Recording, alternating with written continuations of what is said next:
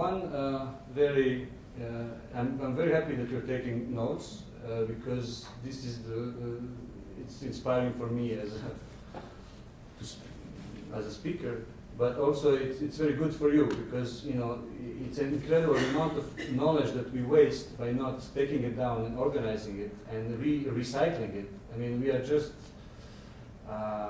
we are functionally illiterate without reusing our knowledge, and it's incredible how, especially in a business like documentary filmmaking, when you go back to your notes, very often I go back to my entire notes from forever, and then I see how it applies to the new films that I'm making or to the new ideas I have in my mind.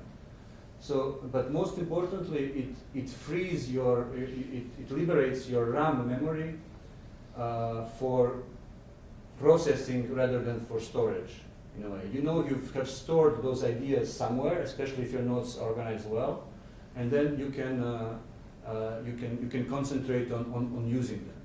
So gathering knowledge from anywhere is a must, really.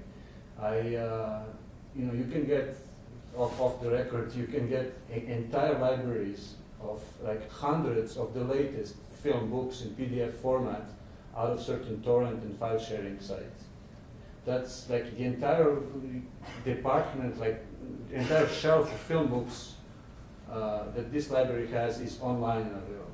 You can go, you have entire YouTube channels full of masterclasses where people are paying a lot of money to go to, which are filmed and broadcasted in their entirety. You have bloggers who, in order to stand out, are publishing totally exclusive information, which again you would pay hundreds of dollars, euros, pounds, or yens to hear and to even get near these places. Knowledge is absolutely accessible, and there's no excuse not to get it, and there should be no moral problems in finding it. I go often to, before I discovered these file sharing sites for books, I would go to libraries in all those festivals and to university libraries and to big bookshops, and I would take a photo camera and I would photograph entire books, and I would read them from my kind of photographs. I have this theory. I have this theory called the theory of exponential growth, which started with which I applied first to my music collection in my high school days, which says that if you have one exclusive item that nobody else has, you can grow an entire collection from it.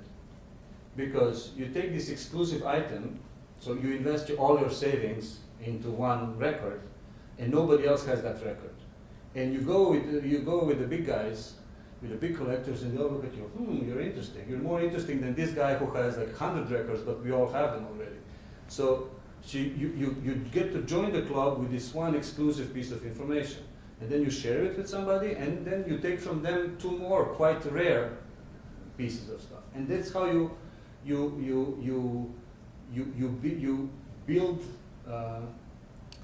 by starting by having like the most exclusive items, a few of them, and then you expand, and in the end you have like a fantastic music collection, and you are a long-time friend with all the big collectors, and it works.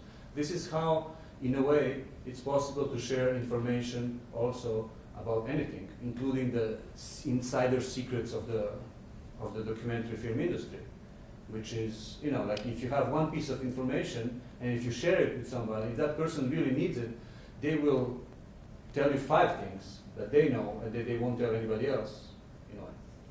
In general, people are very nice in the documentary film world, and they will always tell you up to 2 pieces of information that they usually won't tell anybody else. Like if you approach them nicely, they see, okay, But of course, then they see, don't be abusive either. But still, if you get 2 pieces of information from one person, and after 100 festivals and like 10 times 20 people that you meet, and if you're careful in taking your notes down and putting them together, then you have a pretty good picture and quite a good insider insight about what the documentary film industry looks like. I have this USB stick, which is scripted for, again, off the record, to pick up all the data from somebody's computer that's related to film, with all the keywords which are related to film. So you leave your computer, poof, I plug it in 5 minutes, it sucks out everything. It's not true, of course, but it's, imagine that it could be, and that's the attitude.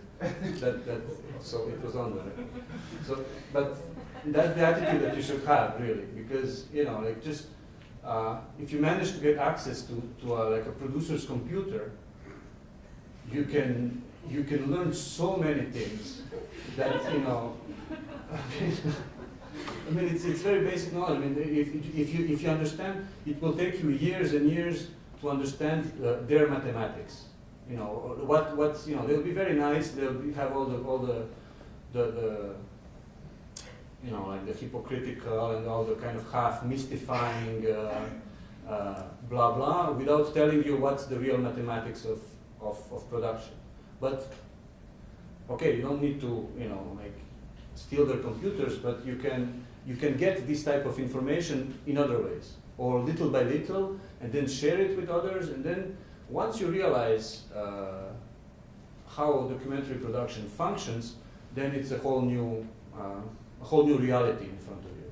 Then you start thinking in terms of numbers, in terms of production, and then you can reposition yourself in this world. So taking notes, yeah.